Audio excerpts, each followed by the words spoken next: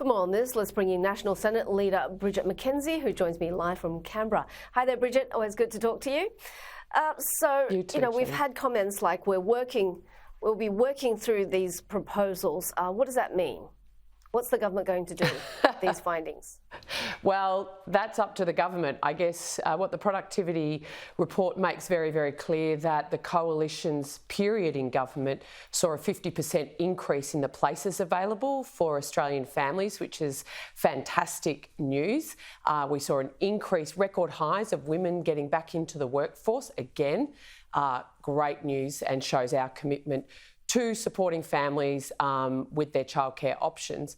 I think what is concerning that the government in their 2.5 years has put over $4 billion on the table towards childcare, and we haven't seen one extra place created, which is disappointing and obviously causing a lot of concern out there in the community. So we will be working through the paper as well, but it'll be interesting to see what the government's response is. And obviously, we've got a strong track record and we want to make sure that Australian families have access to great childcare going forward, and we'll wait to see what the government says. Can we afford it? Extra $5 billion a year? Is that going to be a political priority for either the government or the coalition? Well, I think some political commentators have made the point in this morning's newspaper that I thought was quite interesting. The Productivity Commission gave a similar style of recommendations back when it was considering the NDIS, and we've seen that completely blow out in terms of costs across the budget. So we need to be very careful, the parties of government, when considering these types of, options, and make sure that in implementing any policy that there's guardrails around it to ensure that it is affordable and sustainable and does achieve the policy outcomes that the government's seeking to achieve. On the economic front, we're waiting, just a matter of minutes away for the latest unemployment numbers. And also we've had that larger than expected rate cut out of the US Fed overnight. What do you make of the economy at the moment? Yeah, I think, anyone that thinking the huge rate cut in comparative terms seen out of the US Fed is good news. It's not. It is a sign that the US economy is in a lot of trouble. And that is bad news, not just for the US, but indeed the globe, given the power of that economy setting global strategies.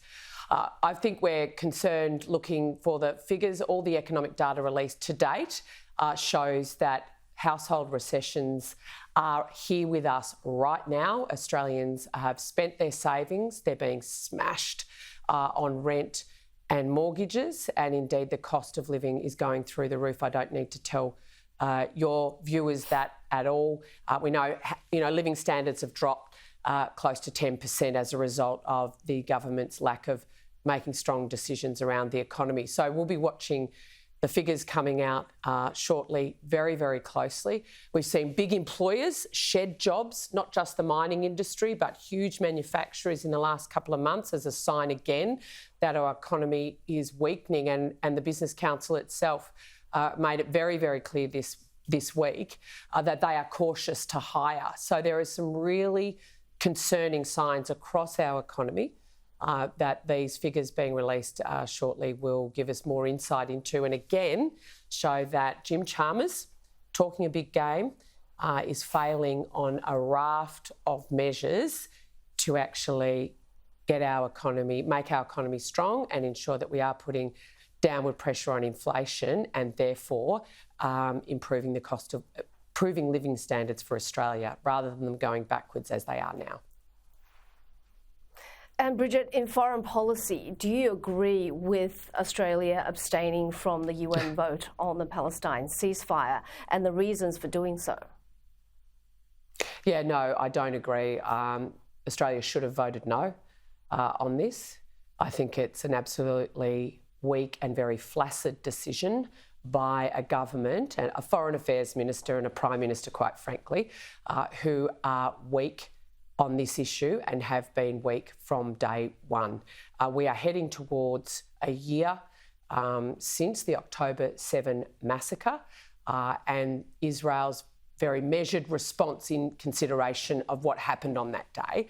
And the fact that Australia is running around trying to amend a motion, is abstaining rather than sending what it should have been sending, which is a strong signal to the globe, to Israel, but as importantly here at home, that we do stand with our ally Israel in this war, and we do stand for the principles of freedom and democracy, and that if you are a sovereign nation, you have a right to defend yourself, which is exactly what's happening. So no, I do not support the government's stance on this. Now, if Fiji and Papua New Guinea can stand with Israel and vote against this motion, then it beggars belief, the weak response by this government.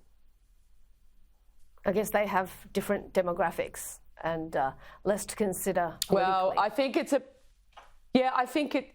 we're going to actually be making foreign policy decisions of this magnitude based on domestic political outcomes, I think then you've lost the plot from a foreign policy perspective. That should be above needing to win seats in Western Sydney. It should be above the Labor Party, feeling the pressure of the Islamic vote in certain areas. It actually needs to be standing up. This is actually probably more a response of the Labor Party against the Greens' stance on these issues. And they're competing against the Greens, not just in federal inner city seats, but at the upcoming Queensland state election. There's going to be a lot of issues where the Greens and the Labor Party are going to head, and who can out-left each other is sort of the talk du jour. And that's concerning because of that internal political fight, they're making appalling decisions on the floor of the UN. Yes, that's reality. Thank you so much for your time. Bridget McKenzie, Nationals Senate Leader.